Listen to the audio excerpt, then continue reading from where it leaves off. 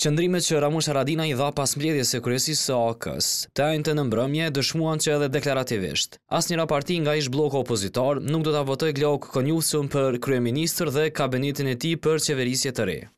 Qëndrimet janë të qarta. Ata kërkojnë zgjedhje të reja e lëvizja vetëvendosje që ka edhe një mundësi për qeveri. E kërkon votën, por jo me marrëveshje politike për ta ndarë pushtetin.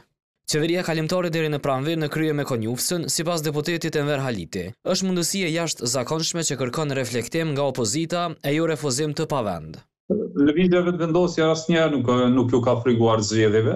Ne kemi qenë gati gjithmonë, mirë po është dëm për shtetin, është dëm për institucionet, është dëm që të shkojmë në zgjedhje të reja pa u votuar buxheti, pa u votuar buxheti i 3 komunave, Gjilan, Prishtinë dhe Zubin Potok, pa votuar plani i rritjes së bashkimit evropian dhe bankës botërore, përndryshe lëvizja vetëvendosje nuk i frikon zgjedhjeve dhe nuk ju ka frikuar asnjëherë. Haliti nuk ofroi informacione për përpjekjet që po i bëjnë për t'i bindur partitë tjera për t'i votuar, duke thënë se ftesat për takimin takojnë mandatarit Konjufsa, i cili ka kohë edhe 5 ditë që ta therrasë seancën dhe ta testojë veten nëse i ka 61 vota ose jo. Ky barikadimi ish bllokut opozitar dhe i lëvizjes vetëvendosje, sipas analistëve politik, është papërgjegjësi politike, e cila ka sjell pasoja politike por edhe ekonomike.